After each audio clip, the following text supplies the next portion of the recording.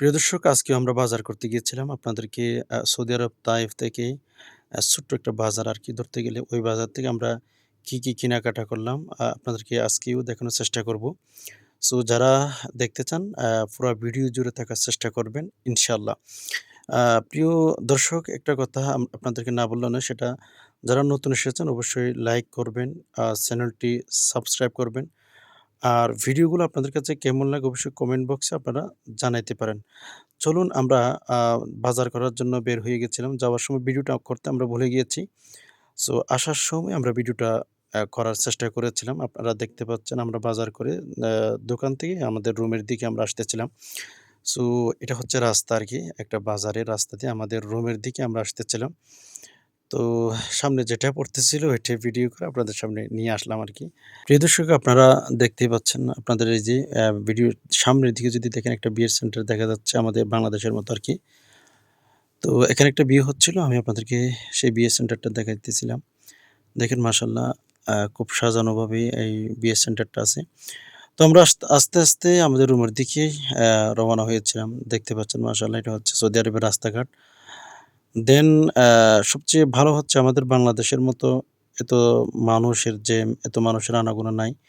দেখতে পাচ্ছেন রাস্তাতে তেমন মানুষ নেই, খুবই কম থাকে। আজকে একটা বিয়ে, এজন্য হয়তো ২-১ জন দেখা যাচ্ছে। আ রাস্তাঘাটগুলো একেবারে ফাঁকা থাকে।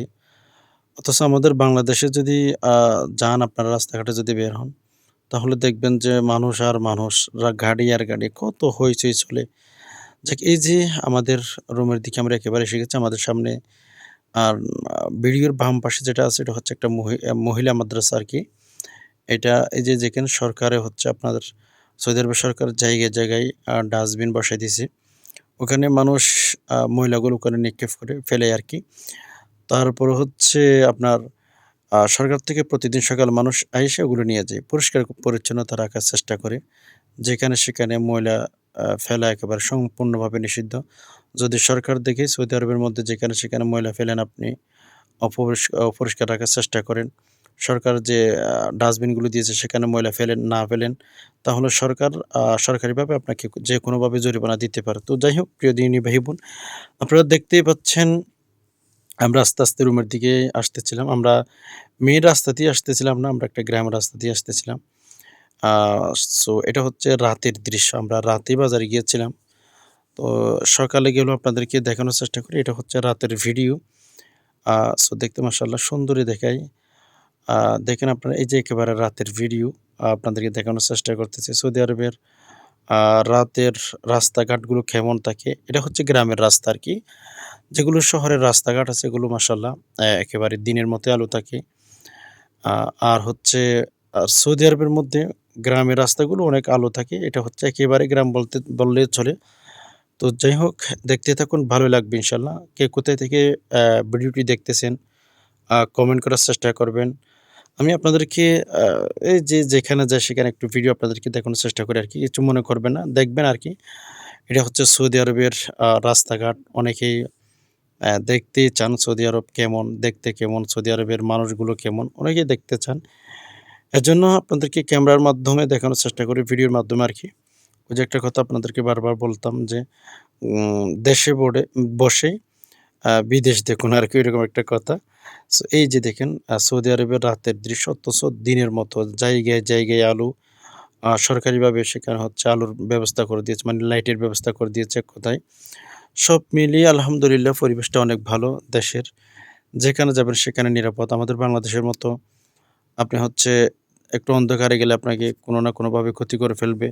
একাকী পাইলে আপনাকে জিম্মি করবে, টাকা নিবে ইত্যাদি অনেক কিছু করবে। বাট সৌদি আরবের মধ্যে আপনি একাকী যেখানে যাবেন না কেন আপনি নিশ্চিতভাবে যেতে পারবেন যে আপনার উপর কোনো হামলা-মামলা আপনাকে জিম্মি করবে খুবই কম।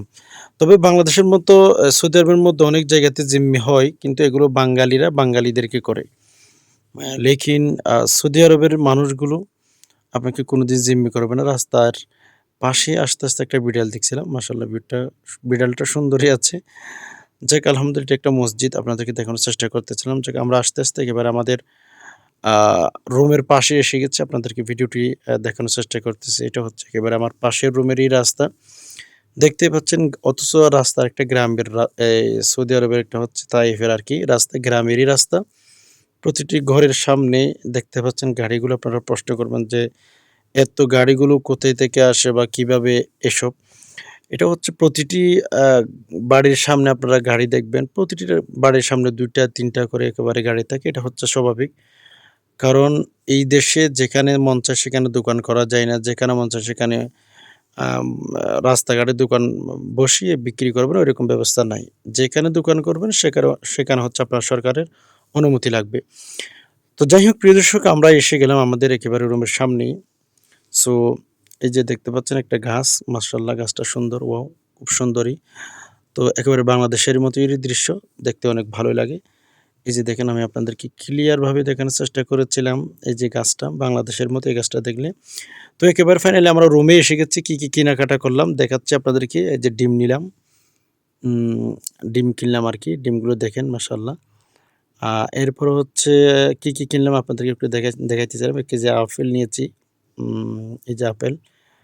আ দেখেন হ্যাঁ, এইটাও কিন্তু বাংলাদেশি আপেলের মতোই। তবে যাক আলহামদুলিল্লাহ সব মিলিয়ে কেনাকাটা যতটুকু করেছি আপনাদেরকে দেখানোর চেষ্টা করতেছি আরকি।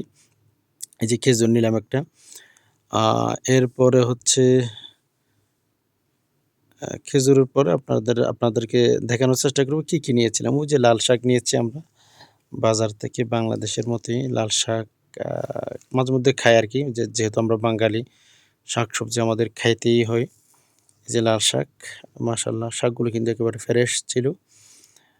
শাক নিলাম সাথে বেগুন আছে। বেগুনগুলো আপনাদেরকে দেখাইতেই ভুলে গেছি। যাক আলহামদুলিল্লাহ। এরপরে হচ্ছে আপনারা দেখতেই পাচ্ছেন কি কেনাকাটা করলাম। একটা হচ্ছে ঠান্ডা বলেন বা পিজ্জা বলেন যেটা বলেন ওটা নিয়েছি। আরেকটা বিস্কুট নিয়েছিলাম। আ এই যে বিস্কুট দেখতে পাচ্ছেন আপনারা। এরপরে কি নিলাম আপনারা দেখবেন অবশ্যই ভালোই লাগবে। এটা হচ্ছে কিশমিশ নিয়েছিলাম খাওয়ার জন্য সকালে। তারপরে হচ্ছে গাহওয়া ওই যে এগুলো গাহওয়া খাইতেই ভালো সকালে খাই আরকি। এর উপরে নিয়েছিলাম আ সরিষার তেল। আপনারা দেখতেই পাচ্ছেন এটা খাই আরকি। এটা খাইতেই ভালো লাগে। এরপর হচ্ছে ওই যে ছোলা, এগুলো আজকের বাজার আরকি আপনাদেরকে দেখানোর চেষ্টা করেছি। বাট এই যে সর্বশেষ একেবারে ডাল, ওটাও দেখাচ্ছি আপনাদেরকে। যাক আলহামদুলিল্লাহ। আ সব মিলিয়ে কেমন লেগেছে ভিডিওটি সবাই কমেন্ট করে জানাবেন। মা আসসালামা।